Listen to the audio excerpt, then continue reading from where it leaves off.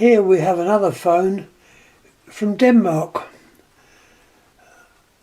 This was manufactured by Telefon Fabrik Automatic, and as the name suggests, it was a part of the Automatic group, which was founded by Strauja. Several firms were involved at this time. Standard Electric of the Kirk fame, Automatic Electric, Ericsson's, Siemens Halske, and several other companies. Anyhow, this one has turned up in my room upstairs.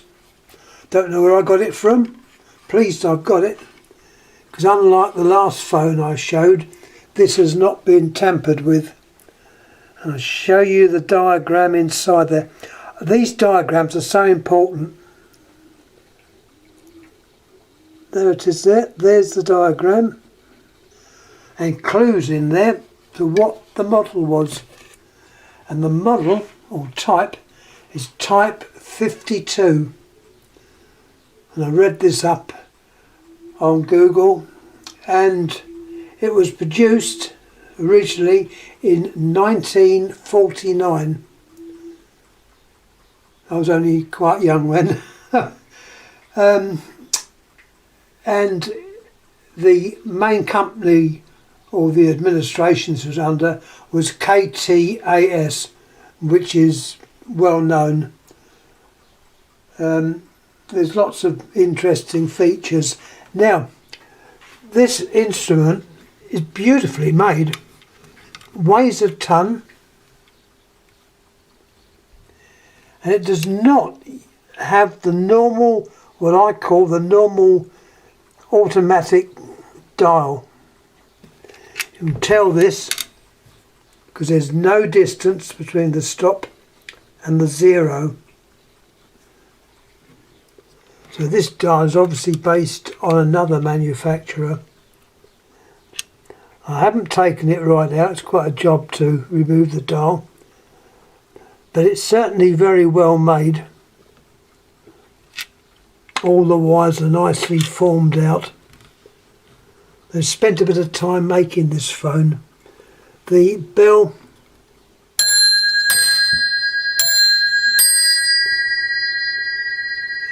is produced on an angle, which is unusual.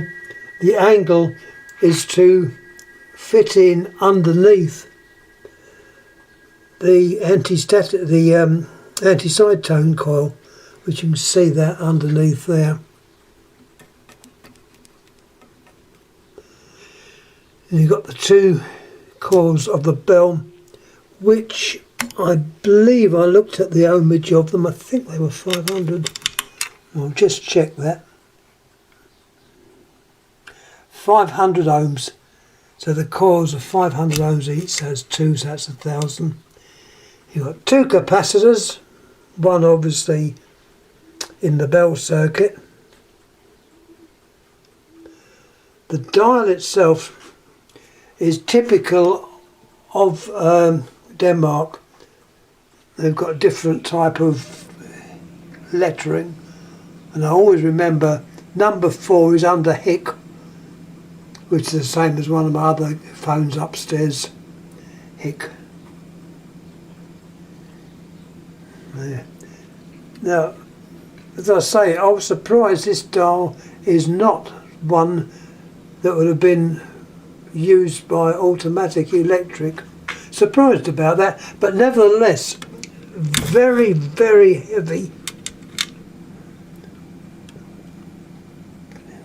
Beautifully made.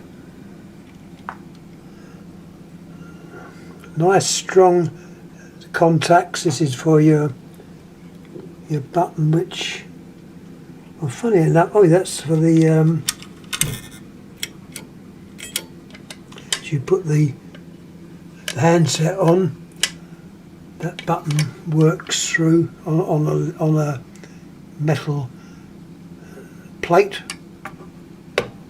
and presses that button down. So yeah, it is a well-made phone. It looks like there's also been put in a little modification which looks a modern thing, but it's obviously made to fit, because you can see what they've done. They've screwed it into one of the terminals to hold it down, and it's on like a plastic base with a set of resistors. Well, those are quite modern ones, so they're obviously there. I think it might be for the anti-click device for the receiver, because it's wired into where the receiver wiring would go. Now let's have a little look at the back. Unfortunately, and I don't know where they've gone, I don't think it's ever had one, but I've had it. The 4 little rubber feet have gone. They fitted in those little holes there. But not to worry. You've also got the KTAS name here. I won't pronounce it, but it's basically the Copenhagen Telephone Administration, KTAS. And also, which nearly didn't see, I hope you can see it if I can line it up to where it shows itself. There it is. There you've got the name Automatic of Copenhagen.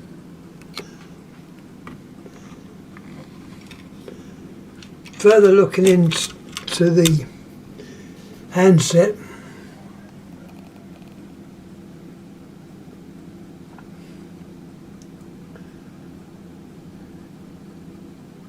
Telefon Fabrik Automatic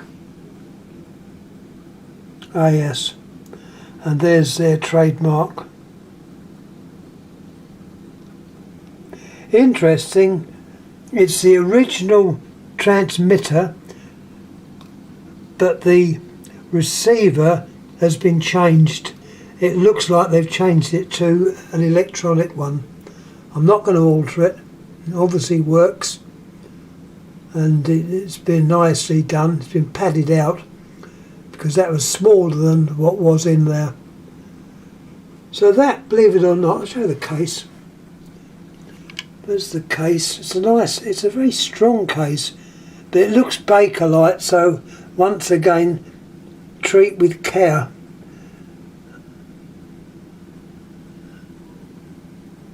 Your screw holes are straight in the plastic, so they're not inserted with metal inserts.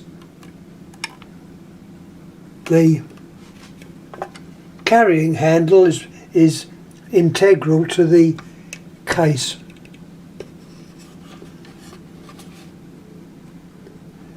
To me it looks very similar to the Lucy phone that I put up in sort of size and looks, and the handset is almost the same as the American Western Electric handset. So believe it or not, that's all I've got to say on this particular phone. Very nice example, in very good condition. So we'll put that one up. Any comments please make. Thanks again for watching. As I say, it's always interesting to look at the insides of these phones and see how they click and how they work. It's nice to see when they're really well made, and this is certainly one that is well made. Anyhow, thanks again. Thank you.